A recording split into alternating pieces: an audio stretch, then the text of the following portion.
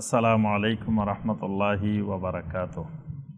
আলহামদুলিল্লাহি রাব্বিল আলামিন ওয়াসসালাতু ওয়াসসালামু আলা সাইয়্যিদিল মুরসালিন ওয়া আলা আলিহি ওয়া সাহবিহি ওয়া মান তাবিআহুম বিইহসানিন ইলা ইয়াউমিদ্দিন, আম্মা বা'দ। তৃতীয় হিজরিতে যে সমস্ত সাহাবায়ে কেরাম শাহাদাত বরণ করেছেন, এদের মধ্যে অন্যতম হলেন হামজা বিন আব্দুল মুত্তালিব রাদিয়াল্লাহু তাআলা। হামজা রাদিয়াল্লাহু তাআলা আনহু তিনি উহুদের যুদ্ধে ৩০ জন কাফেরকে হত্যা করছেন একা। হামজা রাদিয়াল্লাহু তাআলা আনহু এমনভাবে জিহাদ করছেন উহুদে, তিনি একা ৩০ জনকে শেষ করছে একজনে। হামজা রাদিয়াল্লাহু তাআলা, তাকে যিনি হত্যা করেছে তার নাম হলো ওয়াহশী ইবনে হারব। ওয়াহশী ইবনে হারব এই লোকটা জুবাইর বিন মুতাইমের গোলাম, হাবশী গোলাম ছিল। তো ওই জুবাইর বিন মুতাইমের চাচাকে আপনার বদরের যুদ্ধে মেরে ফেলা হয়েছে। তার চাচা যুদ্ধে আসছিল, ওই যুদ্ধে তাকে মেরে ফেলা হয়েছে। ওই ৭০ জন যে কাফের মারা গেছে তার মধ্যে ওই জুবাইর বিন মুতাইমের চাচাও ছিল। তো জুবাইর বিন মুতাইম তার এই তীরন্দাজ গোলামকে বলছে, যদি মুহাম্মদের চাচাকে তুমি হত্যা করতে পারো তোমাকে আমি আজাদ করে দিব। এই জন্য ওয়াহশী রাদিয়াল্লাহু তাআলা বলেন, আল্লাহর কসম, আমি শুধু আমার আজাদ হওয়ার আকাঙ্ক্ষায়, যে আমি গোলাম থেকে মুক্তি পাবো, এই আকাঙ্ক্ষায় আমি বদরের যুদ্ধে, উহুদের যুদ্ধে অংশগ্রহণ করেছিলাম। আর আমার টার্গেট একটাই, শুধু মুহাম্মদের চাচাকে হত্যা করা। এই উদ্দেশ্যেই আমি উহুদে গমন করেছি, যে আমাকে চাচাকে হত্যা করতে পারলে আমাকে আজাদ করে দিবে। এই ওয়াহশী ইবনে হারব এই লোকটা যুদ্ধে গেছেন, কিন্তু কোথাও কারোর সাথে যুদ্ধে অংশগ্রহণ করে নাই। খালি হামজা রাদিয়াল্লাহু তাআলা আনহু কোন দিকে যান তার পিছনে পিছনে পিছনে পিছনে শুধু খবর রাখতেছেন, তার পিছনে ঘুরতেছেন। দেখতে পেল যে হামজা ইবনে আব্দুল মুত্তালিব রাদিয়াল্লাহু তাআলা আনহু একজন কাফেরকে হত্যা করছে। হত্যা করার পরে এই ওয়াহশী একটা পাথরের পিছনে লুকাইছিল। লুকানো অবস্থা থেকে যখন হামজা রাদিয়াল্লাহু তাআলা আনহু তার ভিতর থেকে তীরটা খুলতে গেছে, এমন সময় পিছন থেকে চোরাগোপ্তা তার প্রতি আপনার বর্ষা নিক্ষেপ করছে, এবং এমনভাবে নিক্ষেপ করছে যে হামজা রাদিয়াল্লাহু তাআলা আনহুর একেবারে পেটের এদিক দিয়ে ঢুকে ওই দিক দিয়ে বের হয়ে গেছে। সাথে সাথে হামজা রাদিয়াল্লাহু তাআলা আনহু পড়ে গেছেন সেখানে উহুদের ময়দানে। তারপরেও হামজা রাদিয়াল্লাহু তাআলা আনহু এই পড়া অবস্থা থেকে আবার উঠে গেছেন। উঠে ওই ওয়াহশীকে ধরার জন্য তার দিকে যাচ্ছিলেন, কিন্তু একটু সামনে যাওয়ার পরে তিনি আর যাইতে পারেন নাই, তিনি সেখানেই বেহুঁশ হয়ে পড়ে গেছেন। আর সেখানেই হামজা রাদিয়াল্লাহু তাআলা আনহু শাহাদাত বরণ করেছেন। পরে ওয়াহশী এসে ওই বর্ষাটা হামজা রাদিয়াল্লাহু তাআলার শরীর থেকে খুলে নিয়ে গেছে, নিয়ে সে উহুদ থেকে চলে গেছে। গিয়ে যখন এই খবর দিছে যে আমি হামজাকে, মুহাম্মদের চাচাকে হত্যা করেছি, তাকে আজাদ করে দিছে। এই ওয়াহশী আপনার মক্কা বিজয়ের পরে তায়েফে পালিয়ে গেছে। মক্কা বিজয়ের পরে মক্কা থেকে পালিয়ে তায়েফ চলে গেছে, কারণ তাকে পাইলে কিন্তু ক্ষমা করা হতো না, তাকে পাইলে হত্যা করা হতো। এই জন্য সে তায়েফে পালিয়ে গেছে। তায়েফ থেকে পরবর্তীতে একটা বাহিনী, একদল মানুষ মদিনায় এসে ইসলাম গ্রহণ করছে। সেই দলের ভিতরে এই ওয়াহশী ইবনে হারব, তিনিও গিয়ে ইসলাম গ্রহণ করছেন। ইসলাম গ্রহণ করার পরে তিনি নবী সাল্লাল্লাহু আলাইহি ওয়াসাল্লামের সামনে জীবনে একবারই এসেছেন, আর আসেন নাই।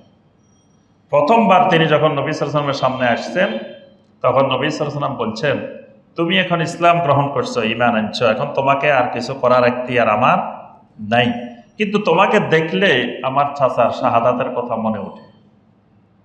এজন্য এরপর থেকে তুমি আর আমার সামনে আসিও না। এই জন্য সাহাবায়ে কেরামের মধ্যে সবচাইতে কম সোহবত পাইছেন নবী সাল্লাল্লাহু আলাইহি ওয়াসাল্লামের এই সাহাবী ওয়াহশী ইবনে হারব রাদিয়াল্লাহু তাআলা। তিনি একবারই শুধু নবী সাল্লাল্লাহু আলাইহি ওয়াসাল্লামের সামনে যেতে পারছেন। এরপরে নবী সাল্লাল্লাহু আলাইহি ওয়াসাল্লামের ওফাত পর্যন্ত তার সামনে আর দ্বিতীয়বার যান নাই এই ওয়াহশী।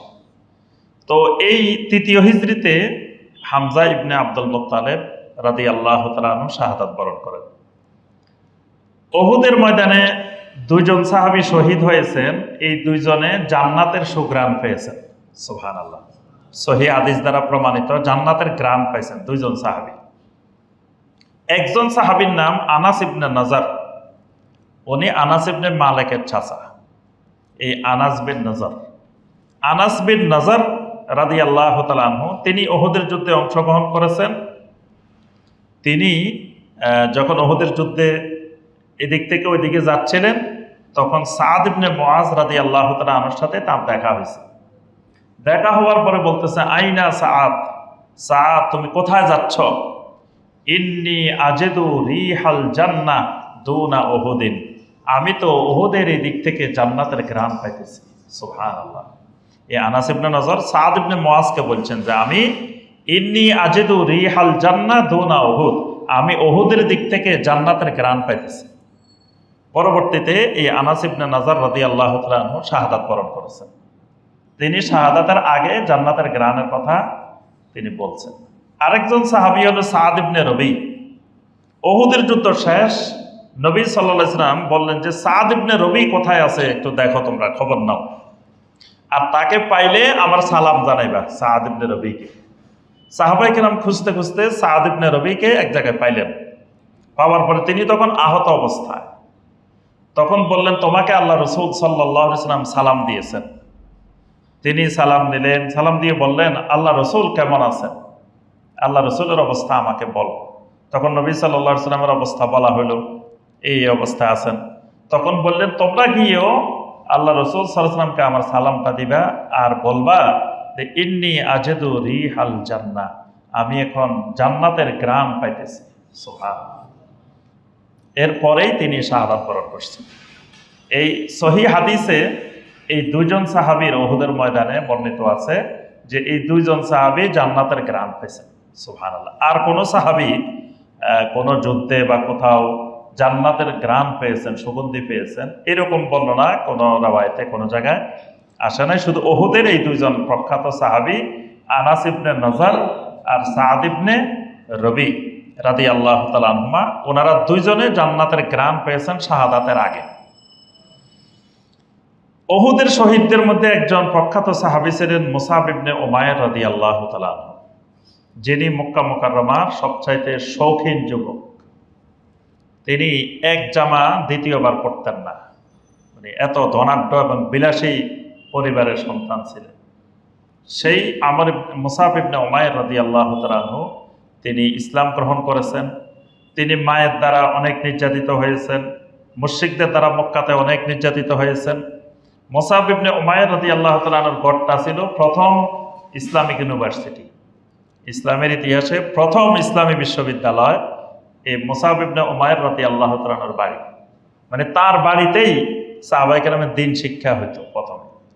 আর নবী সাল্লাল্লাহু আলাইহি ওয়াসাল্লাম সর্বপ্রথম শিক্ষক হিসাবে হিজরত করার অনুমতি দিয়েছেন মদিনাতে এই মুসআব ইবনে উমাইর রাদিয়াল্লাহু তাআলা আনহু। তিনি শিক্ষক হিসাবে গেছেন মক্কা থেকে মদিনা মুনাওয়ারা।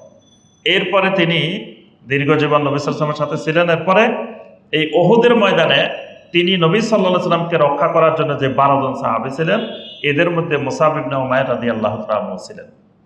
তিনি এই যুদ্ধে কোন কোন বর্ণনা আসছে 19টা আঘাত তার শরীরে পেয়েছিলেন, পেয়ে তিনি শাহাদাত বরণ করেছেন, উহুদেই শাহাদাত বরণ করেছেন। তো এই সাহাবীরা হলেন আপনার 3য় হিজরির প্রখ্যাত শাহাদাত বরণকারী সাহাবা কিরাম। আরেকজন ছিলেন হানজালা রাদিয়াল্লাহু তাআলা আনহু, গাসিলুল মালাইকা, তাকে বলা হয় গাসিলুল মালাইকা। তিনি ফরজ গোসল না করে তিনি উহুদের যুদ্ধে অংশগ্রহণ করেছিলেন।